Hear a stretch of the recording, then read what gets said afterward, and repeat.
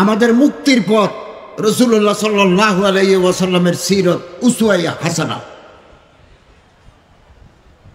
এবং একথা মনে রাখবেন, হযরত মাওলানা হাফেজ মাদউদ্দিন সাহেব বড় হুজুর, আল্লাহ ওনাকে অনেক মর্যাদা দিয়েছেন, বড় মুফতি, বড় মুহাদ্দিস, বড় মুফাক্কির, বড় মুআল্লিম।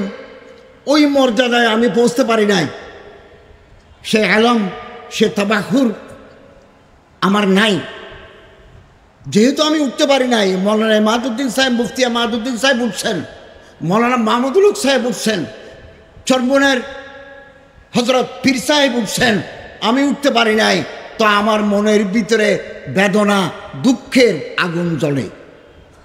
সে আগুন গ্লানি হয়ে আমরা ফেসবুকে লিখি। এটা হচ্ছে মনোবৈজ্ঞানিক কারণ। কেন আমরা একজনের বিরুদ্ধে একজনে লিখি? কেন একজনকে অসম্মানিত করি? সম্মানিত করতে পারি না?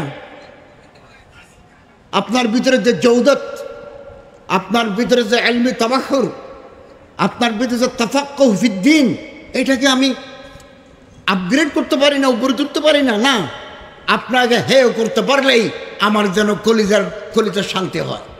এটা হচ্ছে ব্যর্থতার গ্লানির জন্য তারা ফেসবুকে লিখে। ফেসবুকে যারা আজে বাজে কমেন্ট করে তারা ভালো লোক নয়, তারা ছোট লোক। ছোট লোকের কাজ হচ্ছে ছোট কাজ।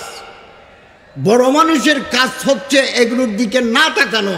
জবাবে যা হেলা বাসত খামোশি, চুপ থাকাটাই হচ্ছে বড় শাস্তি। এটা ফিতনা, আধুনিক জামানার ফিতনা, বিজ্ঞানের ফিতনা, কার্স অফ দি সিভিলাইজেশন, সভ্যতার অভিশাপ এটা।